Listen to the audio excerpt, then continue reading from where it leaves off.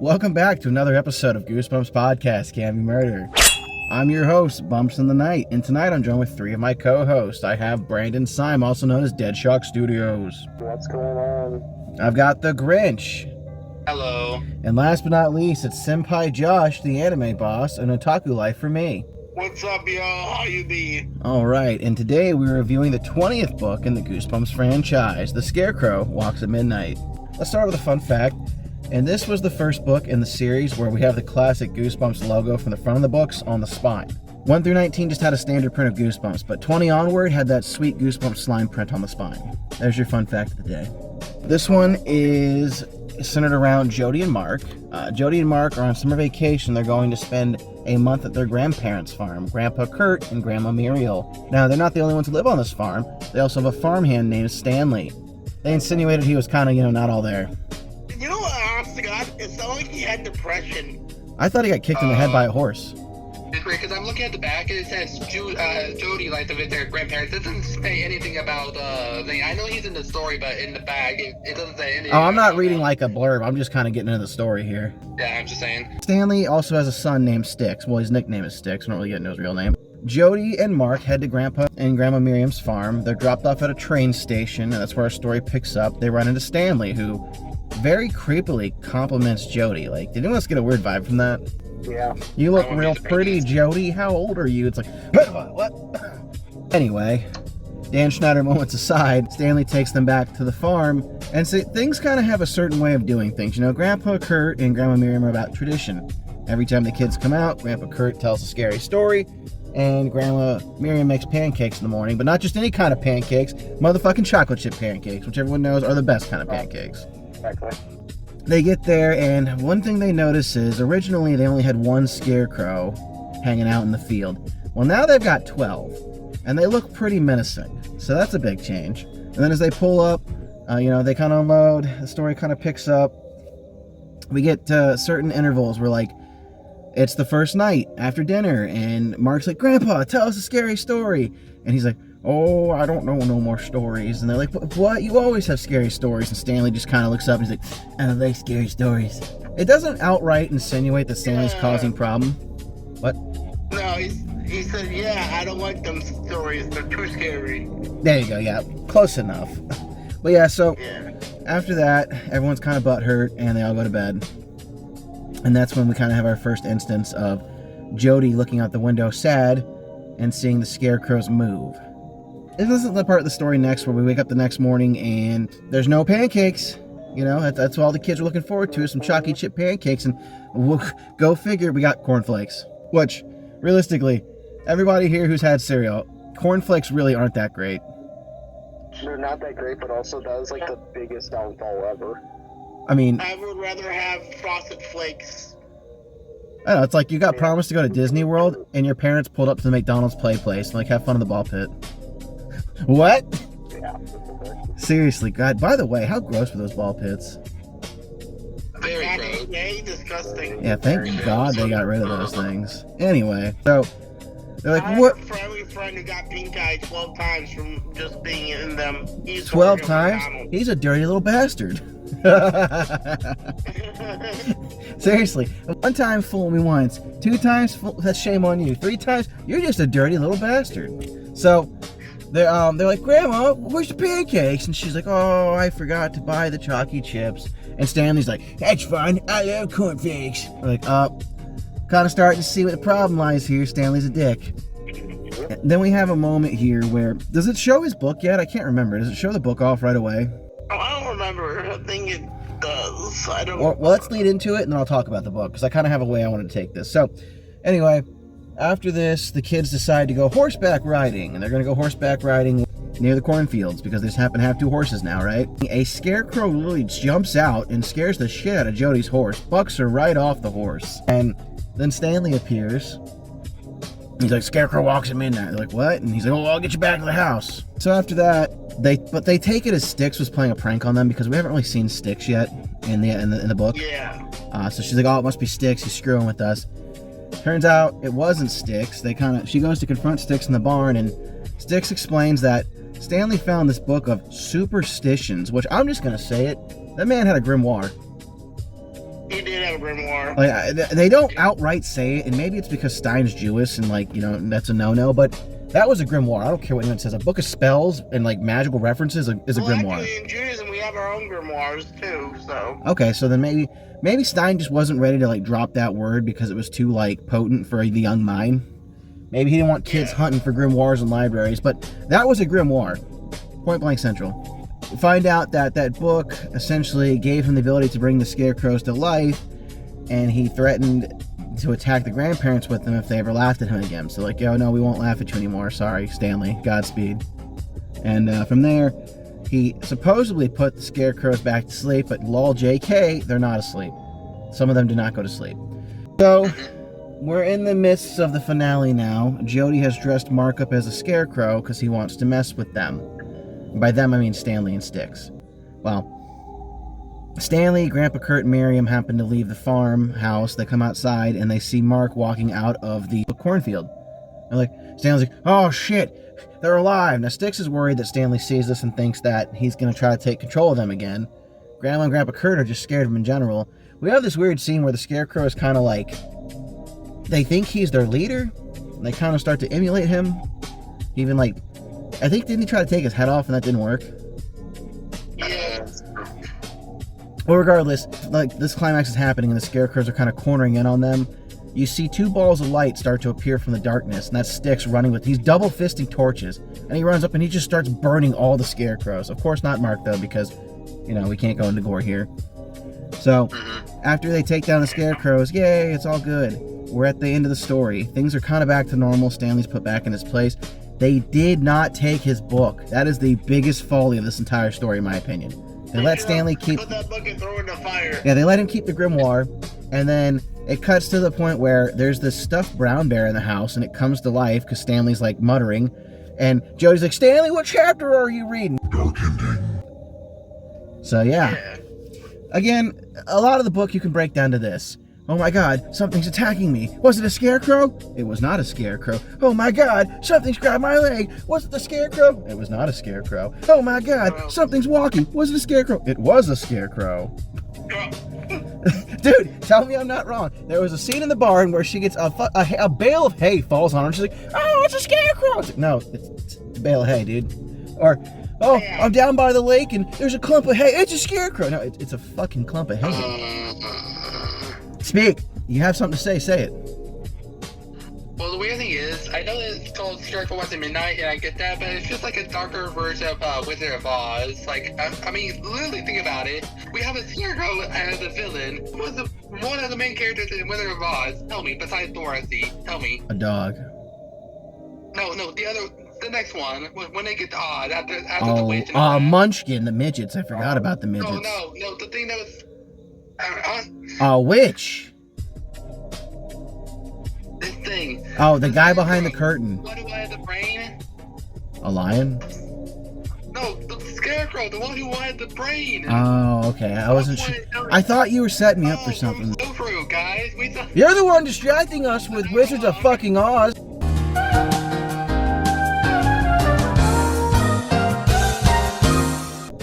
So yes, a lot of scarecrow shenanigans, very little scarecrows. But you know what? You know what they say?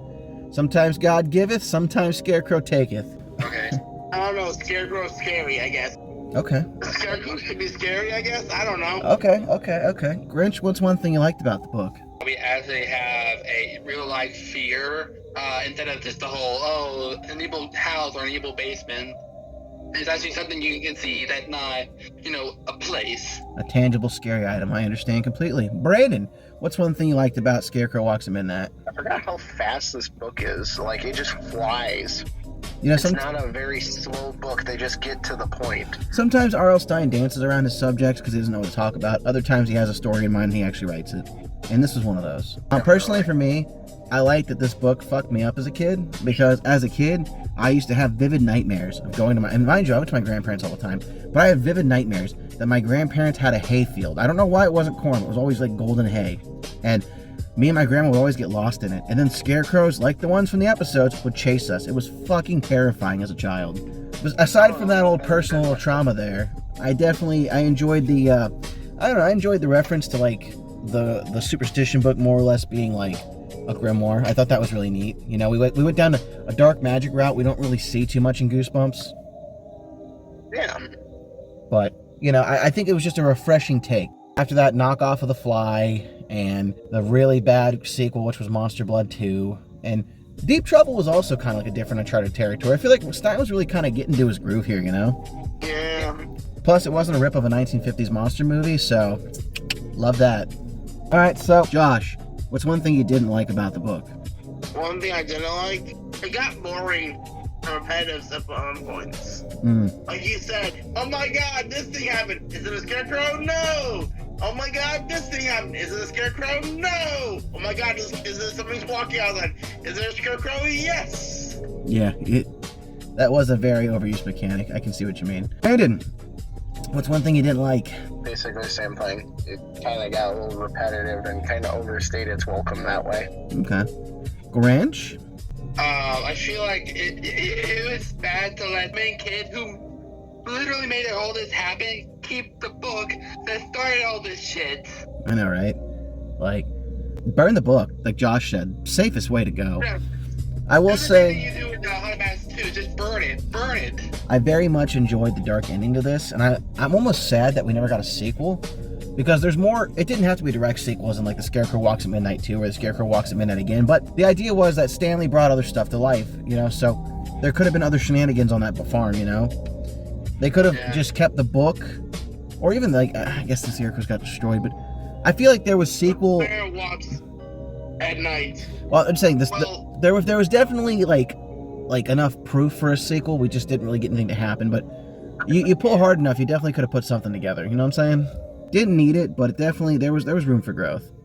All right. I really personally like the dark ending myself. I like the twist where the bear came to life. Can I be honest? Yeah, please. I prefer the episode's dark ending better. Yeah, to be honest, me too. I think they both were handled very well. I think the small contrast and changes that they both had made them both very much original. Like, honestly, yes, they made some very interesting choices, and they fit well to a TV adaptation, but I think the book still stands very strong. Anyway, let's score the book, and then we will get down to the episode. Brandon, what would you score this book? I'll give it an 8. Okay. Grinch, what would you score this book? An 8. Okay. Josh?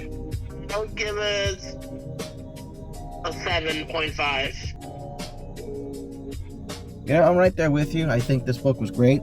I don't think it was like 9 material, but I could definitely see giving it like a 7.5 and 8. I'm gonna go with the 8 just because I think it was a good book. All right, divide that by 4. Not a surprise. 7.875. Let's gonna round that up. So 7.8. Let's round it to 8.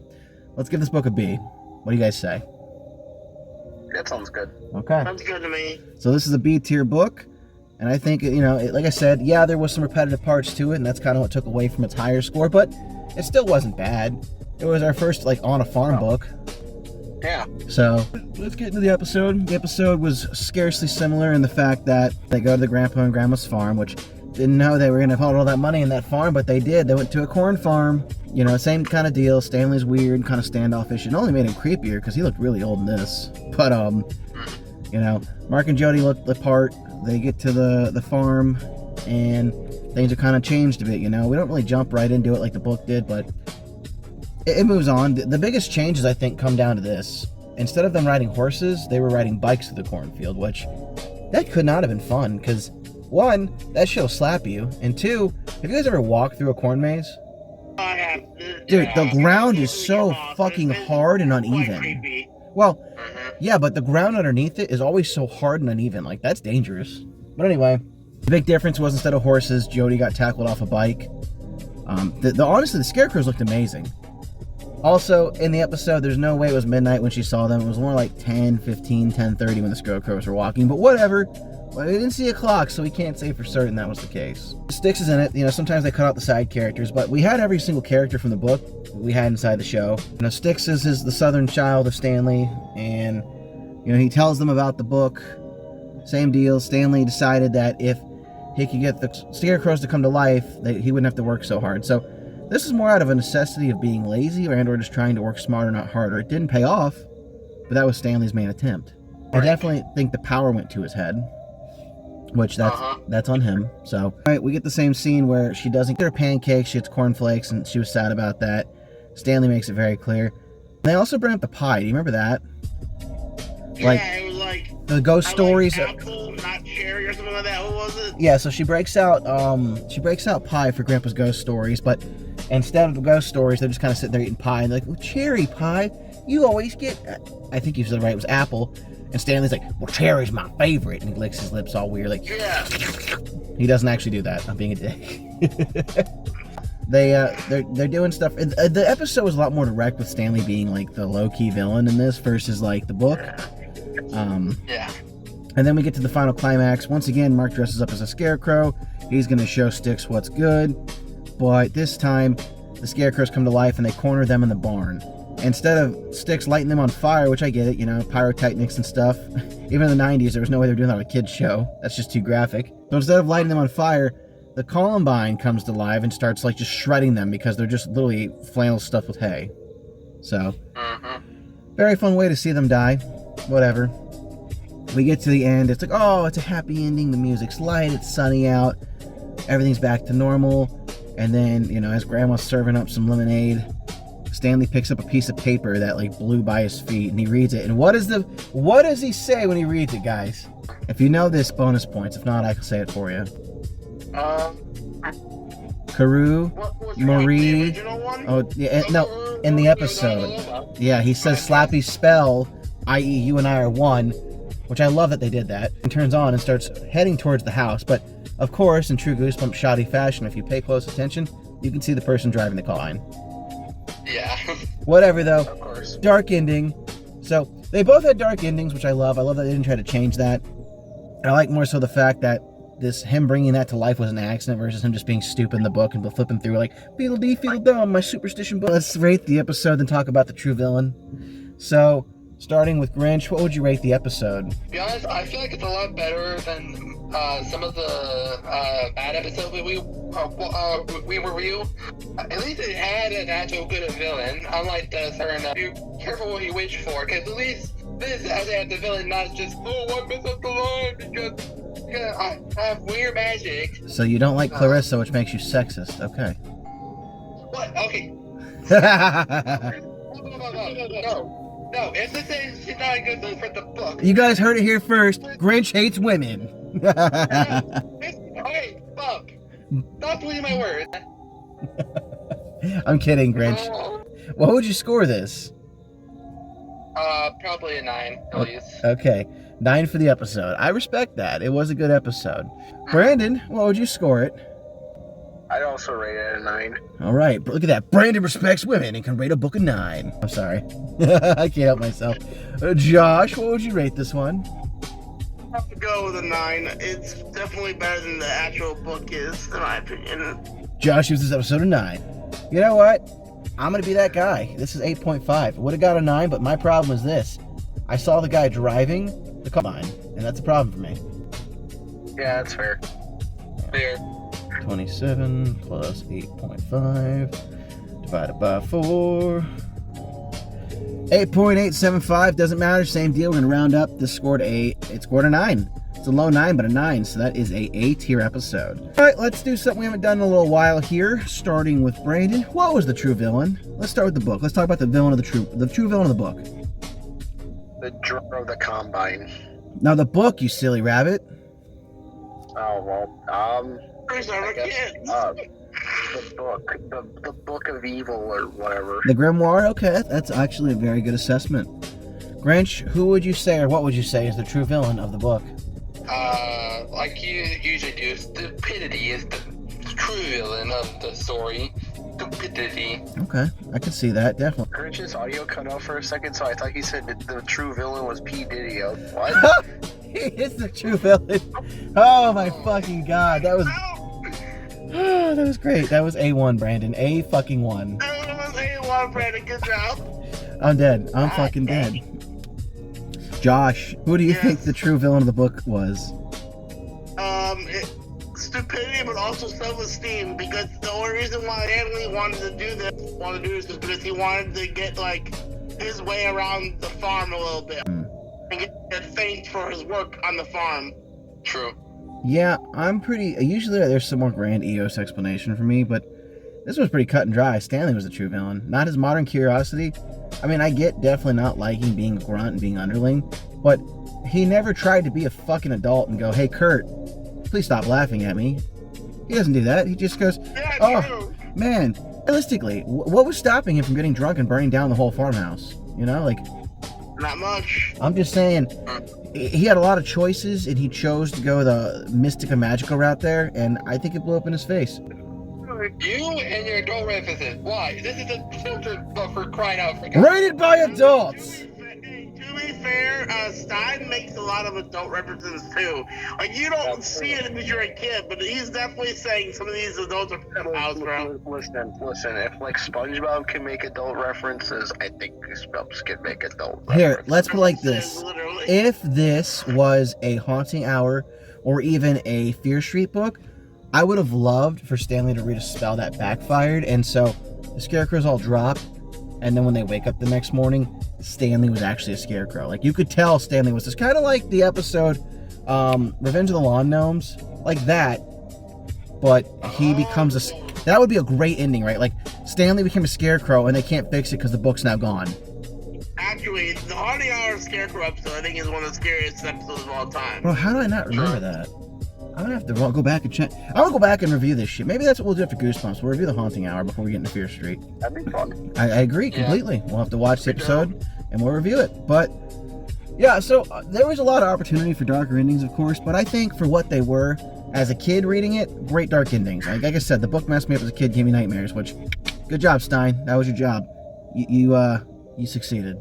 So yeah, let's do some closing statements and talk about what happens next week. Starting with Brandon, closing statements. It was a fun reread. Definitely one of my favorites growing up. So it was nice going back to it. Yeah, this is one of my top 10. Grinch, what's your closing statement? If you ever find a book like Stanley did, never read it. Because if we ever learn something from Evil Dead, you should never read a book that has spells, unless it's Harry Potter. You're right. If you find that book, give it to me, because I want it. All right. Josh, what is your closing statement? My closing statement is, if you see a grimoire, don't touch it. Unless you're prepared for the consequences. All right, well, for me, I was going to say that Scarecrow can walk at midnight, but it didn't say nothing about throwing hands. I'll beat the fuck out of it. 10 out of 10. No one tried boxing one. I mean, I get it, there's straw, but dead ass, you could punch through it. Hear me out, though. Hear me out. I have a really crazy idea. Yes. You might have to cut this part out, but hear me out. Oh. 1 million Scarecrows versus Mike Tyson. Who would win? Oh my god. Well, because there's so many, I feel like they could just overpower him and literally stuff him in the mouth full of hay and like suffocate him. But assuming that he can grab one and spin them. Yeah, I think the Scarecrows win that one. I feel like I'm gonna be honest with you. I'm gonna pull Mike Tyson because he can just pull out the Mike Tyson Mysteries gang, and then they're gonna just screw them up. Well, You're not using the Mike Tyson Mysteries gang. Shut the fuck up. Hey, he's Kaiba. He doesn't have to follow the rules. He has money. Exactly. He's Mike Tyson. No, real talk though. Like, I would fight a pack of Scarecrows. What is a pack of Scarecrow calls, guys? What would we call that? I don't know. A murder, I can know. I'm calling the city as a pack of crows. No, it's a bale. When there's more than 6 Scarecrows, it's a bale of Scarecrows. Oh, because they're made of hay. Yeah, so good book, good time, good episode. I would definitely fight a Scarecrow. Moving on to our next book, we're going to do a group reading of Knight in Screaming Armor. I think that's the 9th or 10th book in the Give Yourself series. 9. Brandon, we really missed you at that last one. Let me tell you, that was I don't want to glaze it too hard, but I want to say that was probably, if not the best, the second best one I've ever read. That's chill. Like, it was surprisingly good. I thought it was gonna be kind of stupid, but it was wild up until the end. Dude, we killed a ghost with a ghost with a sword. Right, it was a good story. And there was a picture. And we survived on the fuck till the end. Honestly, though, we would have died if Josh and Grinch didn't vote to go farther back, which that's a new rule we introduced last episode. When we die, as a group, we vote and see where do we go back and pick up. Yeah. What do you think of I that? like that idea. Because, you know, honestly, if we had done that like Josh wanted to in Purple Peanut Butter, mind you, I was drunk, we might have survived instead of becoming a rat baby and or getting eaten by the rat. But yeah.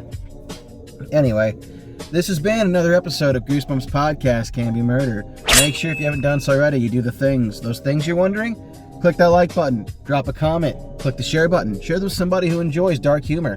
And last but not least, if you've not already done so, click the subscribe button and ring the bell. How else would you stay up to date with us, silly? And of course, if you enjoy the show and you like to be part of these antics, you can join the Discord, which is linked down below, and you can be part of this mismatch of people who talk about things of children's books. Yeah, you know you wanna. Come on, click that button. Click it!